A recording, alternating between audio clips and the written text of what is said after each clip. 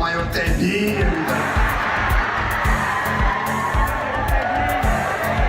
Untung dia gak nyapres. Kalau dia nyapres, kadang-kadang dia yang menang lagi. Ya, Mayor Teddy.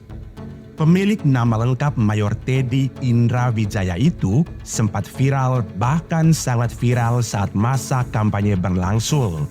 Namanya terus dibicarakan warganet, apalagi setelah beredar potongan video dirinya menggendong seorang peserta kampanye yang pingsan di depan panggung.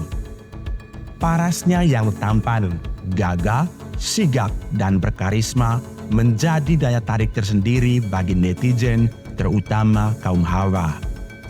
Bahkan saking banyak penggemarnya, Prabowo Subianto sempat mengungkapkan kecemburuannya dengan sang ajudan.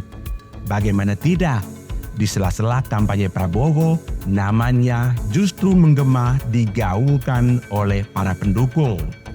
Kelakar pun keluar dari mulut Pak Prabowo. Untung aja si Mayor ini gak nyapres.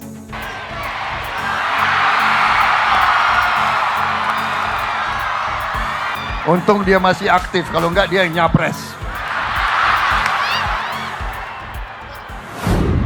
Uniknya, kelakar ini bukan hanya sekali keluar dari mulut Prabowo, tapi justru berkali-kali. Untung dia gak nyapres. Kalau dia nyapres, kadang-kadang dia yang menang lagi. Bagi yang jeli membaca suasana, barangkali terbersit kecurigaan. Mungkinkah kelakar yang berkali-kali diucapkan itu menjadi semacam peringatan bagi Mayor Teddy?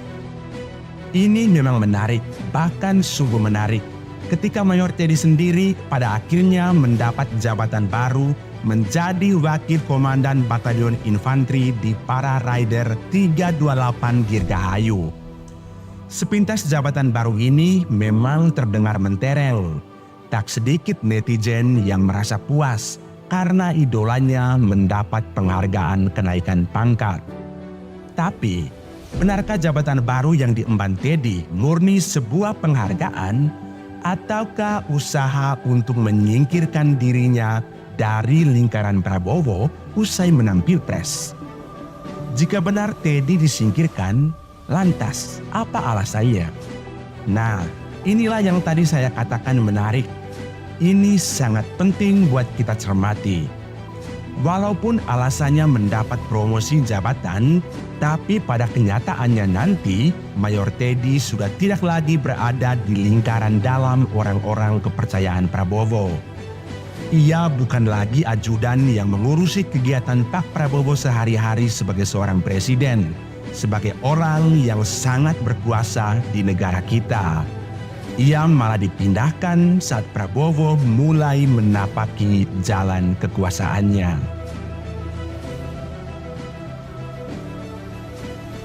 Saya Teddy Indra Wijaya, pangkat Letnan 1. Saya alumni Akademi Militer tahun 2011. Kami diseleksi dari masing-masing angkatan, darat, laut, udara, polisi. Kemudian saya terpilih mewakili TNI. Kalau kita kegiatan Bapak sehari-hari sehingga Bapak bekerja lancar dan nyaman.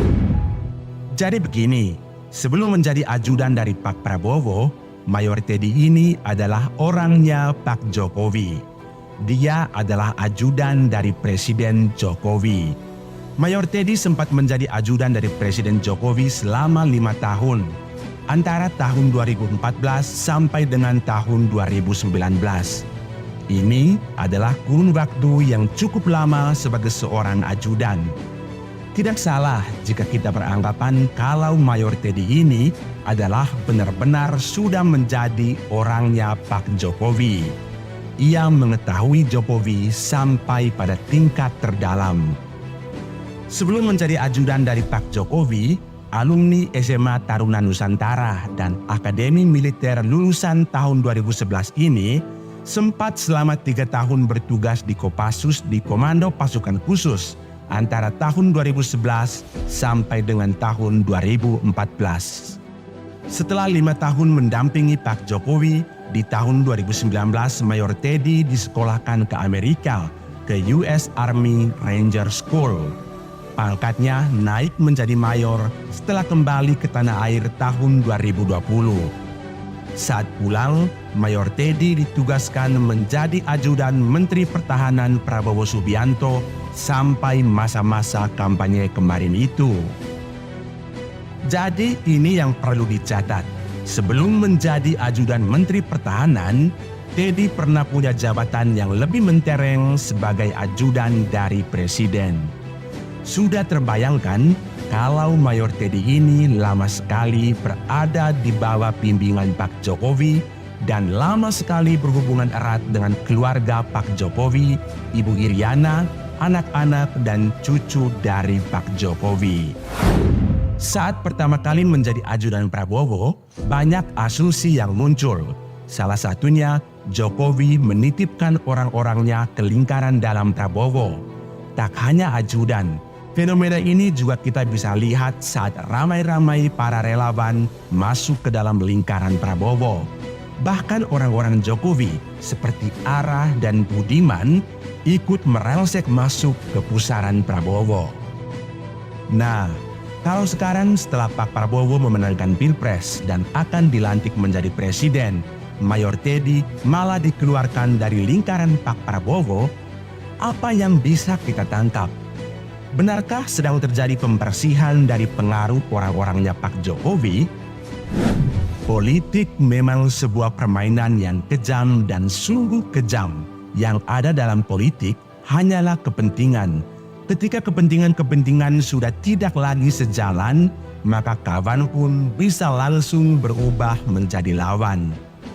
Dominasi pengaruh Jokowi dalam Pilpres 2014 ini memang akan membawa petaka bagi Prabowo. Dampaknya, Prabowo mau tidak mau harus selalu di bawah bayang-bayang Jokowi jika mau tetap langgeng dalam kekuasaan. Masalahnya, apa Prabowo bisa seperti Jokowi? Apa iya Prabowo mau menjadi presiden bayangan? Disinilah letak dilema Prabowo. Jika memang Prabowo mau dikenal sebagai presiden bayangan, tentu hal ini tidak akan menjadi persoalan. Tapi, jika Prabowo tiba-tiba mengubah haluan, apalagi ingin menghindar dari bayangan Jokowi, maka di sini persoalan pasti akan tercipta. Suatu saat atau mungkin sudah dekat, persaingan Jokowi versus Prabowo akan terjadi.